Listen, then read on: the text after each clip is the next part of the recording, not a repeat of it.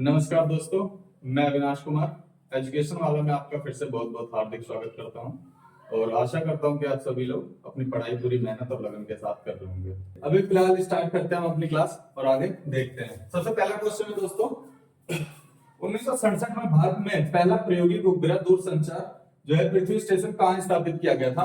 तो अहमदाबाद में पहला जो है 1967 में भारत में प्रायोगिक उपग्रह दूरसंचार पृथ्वी स्टेशन स्थापित किया गया था। नेक्स्ट है, वह भूमि जो एक या एक से कम वर्ष के लिए खेती के बिना छोड़ी जाती है वो क्या कहलाती है? एक या एक वर्ष से कम के लिए जो खेती के बिना जिस भूमि को छोड़ देते हैं वो भूमि जो है प्रति भूमि कहलाती है। ठीक है, प्रति भूमि कहते हैं या वर्तमान प्रति भूमि कहते हैं।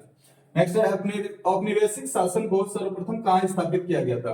तो सबसे पहले जो औपनिवेशिक शासन था वो बंगाल में स्थापित किया गया था। ठीक है, बंगाल में सबसे पहले औपनिवेशिक शासन ईस्ट इंडिया कंपनी को स्थापित किया गया था। ठीक है, भारत में राज्य पुनर्गठन आयोग कब स्थापित हो का गठन कब हुआ? तो सन 1953 में 1953 में भारत में सबसे पहले राज्य पुनर्गठन आयोग का जो है गठन किया गया। नेक्स्ट है, न्यूरॉन के किस भाग में सूचना प्राप्त होती है? न्यूरॉन जो है आपको पता है दिमाग के अंदर होता है और उसके किस भाग में, न्यूरॉन के किस भाग में जो है सूचना को, जो भी हम कुछ सूचना होती है तो किस भाग में उसको संदेश मिलता है? तो डेंड्राइट, कौन सा? डेंड्राइट जो पार्ट है न्यूरॉन का उसके अंदर उसको जो है सूचना प्राप्त होती है। ठीक है दोस्तों। नेक्स्ट है, अंतरराष्ट्रीय नृत्य दिवस कब मनाया जाता है? तो 29 अप्रैल। कब? 29 अप्रैल को अंतरराष्ट्रीय नृत्य दिवस मनाया जाता है। ठीक है, उसके बाद है नेक्स्ट है, पीएम जवाहरलाल नेहरू ने, प्रधानमंत्री जवाहरलाल नेहरू ने किस वर्ष भारत का पहला जो है परमाणु रिएक्टर का उद्घाटन किया था? तो सबसे पहले उन्होंने 1957 में 1957 में सबसे पहले प्रधानमंत्री जवाहरलाल नेहरू ने जो है परमाणु रिएक्टर का उद्घाटन किया था। उसके बाद है, खिलाफत आंदोलन का नेतृत्व किसने किया था? तो खिलाफत आंदोलन का जो नेतृत्व है दोस्त अली बंधु ने किया था। ठीक है, नेक्स्ट है, यूएनओ यानी संयुक्त राष्ट्र जो संघ है उसके किस अंग को 1994 में जो है निलंबित कर दिया गया था? तो 1994 में जो है न्यास परिषद है उसको जो हटा दिया गया था, निलंबित कर दिया गया था न्यास परिषद को।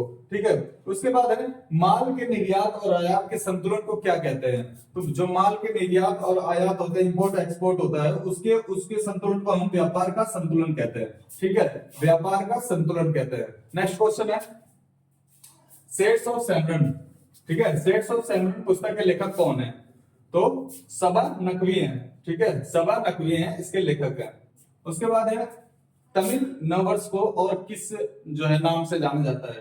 तो तमिल जो नववर्ष है उसको वर्षा पिरप्पू के नाम से जाना जाता है। ठीक है, वर्षा पिरप्पू के नाम से जाना जाता है।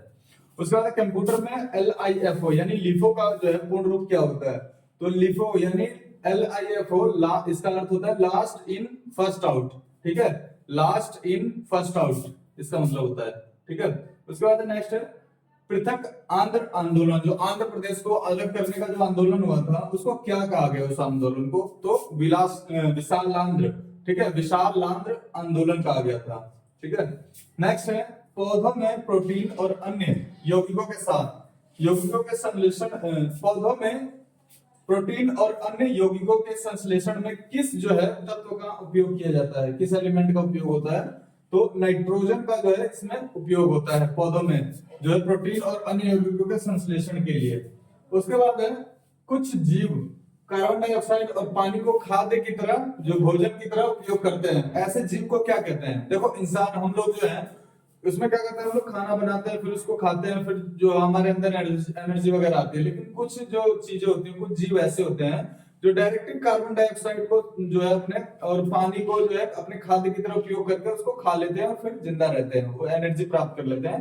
तो ऐसे जीवों को स्वपोषी कहते हैं। ठीक है, जो किसी खाने होने के जो खाद्य पदार्थ पर आश्रित नहीं होते हैं उन्हें स्वपोषी कहते हैं। और जैसे हम लोग हैं, हम लोग खाद्य पदार्थ पर आश्रित होते हैं तो हमें परपोषी कहते हैं। ठीक है, तो जो जीव CO2 और पानी को, जो कार्बन डाइऑक्साइड और पानी को स्वयं ही खाकर ऊर्जा प्राप्त कर लेते हैं, ऐसे जीवों को स्वपोषी कहते हैं। ठीक है, नेक्स्ट है, भारत के राउरकेला जो स्टील प्लांट है, राउरकेला जो स्टील प्लांट है उसका उद्घाटन किस वर्ष किया गया था? ठीक है। तो भारत का जो राउरकेला स्टील प्लांट है उसका उद्घाटन सन 1959 में किया गया था, 1959 में किया गया था। उसके बाद है विभिन्न विद्युत सुरक्षा उपकरणों में से विद्युत धारक के तापीय प्रभाव पर आधारित जो उपकरण होता है उस उपकरण को क्या कहते हैं, तो उसको कहते हैं फ्यूज। ठीक है, उसको क्या कहते हैं, फ्यूज कहते हैं।